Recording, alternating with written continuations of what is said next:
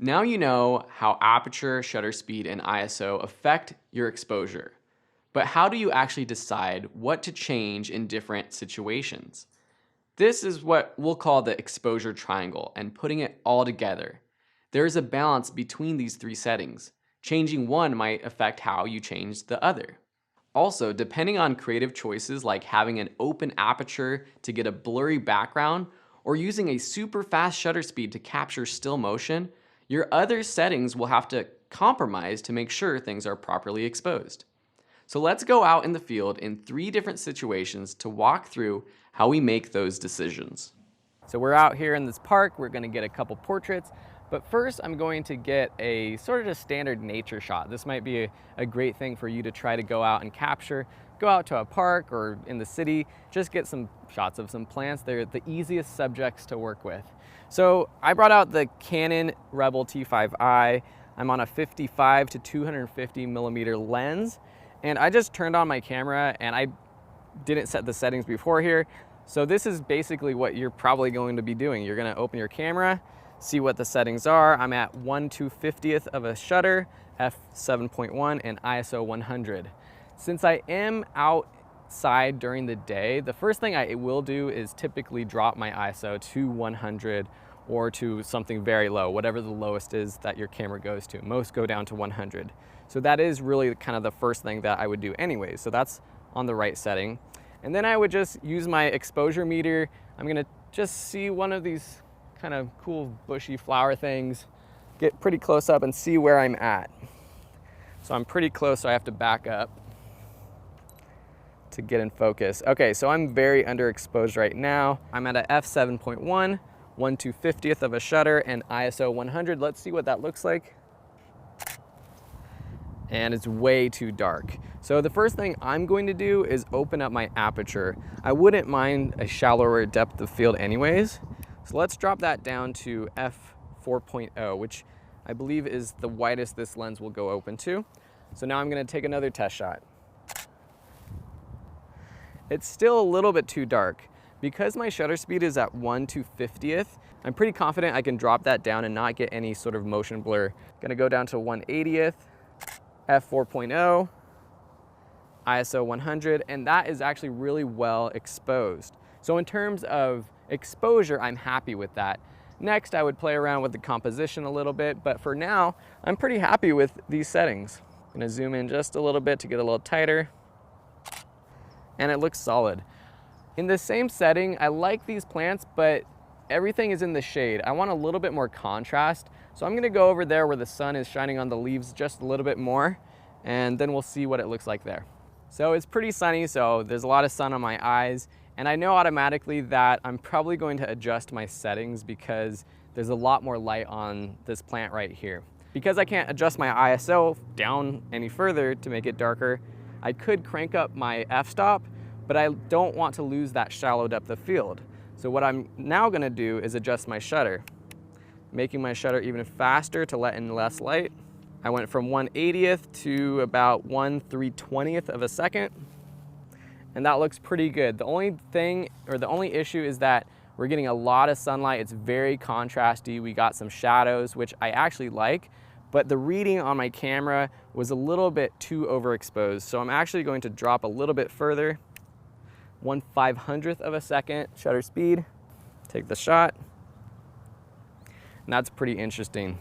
So you can see that even just moving a few feet away with the same subject, the lighting was really different and I had to adjust my settings. But with this situation, I basically, being outside with a lot of bright light, my ISO I set to the lowest possible. Then I adjusted my f-stop to the depth of field that I like. And then I used my shutter to basically compensate to expose properly. Okay, so we're here on the other side of the park. I've got Will here and we're gonna take a standard sort of portrait. I've still got my same settings from before, so 1/500th of a second shutter, f4.0, and ISO 100.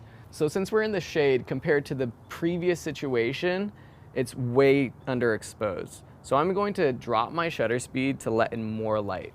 So I'm slowing down my shutter from 1/500th. Let's go to 1/100th.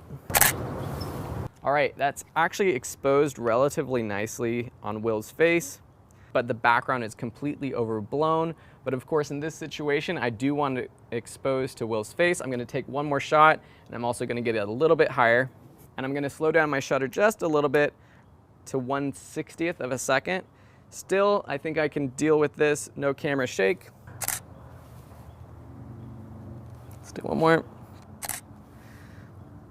I might have got a tiny bit of motion blur from my hands, but the exposure was nice. So what I want to actually do is speed up my shutter to back to 1/100th, but I need to brighten it up a little bit. So I can't open up my aperture anymore. So the only thing I have left to do with my camera is to increase my ISO. So I'm going to increase ISO from 100 to 200. And that's a lot better. The background is still really bright, but we're exposing to Will, and the exposure on his face looks pretty good for me. So as you can see in this example, what I had to do was increase my ISO because I didn't have enough light to be able to hold my camera steady enough with that slower shutter speed. So if you run into that situation and you can't let in more light with your aperture, the ISO might be the only way to go. Here we're in our last location for our exposure triangle demos. Will is still my subject. We're gonna take another portrait. What's interesting is he's still in the shade, but there's a lot of light coming from behind him. The sun is a backlight. We're gonna talk more about lighting in a future section. I've also swapped lenses to this nice little pancake 24mm lens, which allows me to open up my aperture a bit more. So I know for this portrait, I'm going to open up my aperture as wide as possible so I can get the most shallow depth of field. So I'm gonna start by doing that. I'm going from an f4.0, which were the settings for the old lens, opening up to an f2.8. I already know that I'm going to be too bright, so what I'm going to also do is drop my ISO back down to 100. And then similar to the first situation, I basically only have my shutter speed to compensate and make it properly exposed. So I'm going to adjust my shutter, going from 1/100th to about 1/500th of a second. It's a little bit too dark. My camera meter is telling me that it's properly exposed, but because there's so much light coming from behind Will, it's saying it's exposed, but it's actually a little bit too bright. So I'm gonna drop down my shutter speed. Will, just look out over that way. Look right here. Got a little bit of light coming from behind Will, it's nice. One with your eyes open. All right, so with this lens, the f2.8 looks pretty good. We got a nice blurry background with the shutter at 1/250th and an ISO of 1/100th. We've got nice exposure on Will's face. So this was a quick demo of how I changed my settings to properly expose using the exposure triangle. For me, being outside, the first thing that I always do if I have enough light is dropping my ISO as low as can go. I usually will also open up my aperture as wide as possible so that I get a shallower depth of field, and that was the case in all of these situations. If I was going for more of a landscape where I wanted a deep depth of field, I would have adjusted that first. And then lastly, I use my shutter speed to basically compensate and get proper exposure. Of course, if you're in a different situation and you need a fast shutter speed, then that might be the setting that you change first. As you can tell, every situation is different.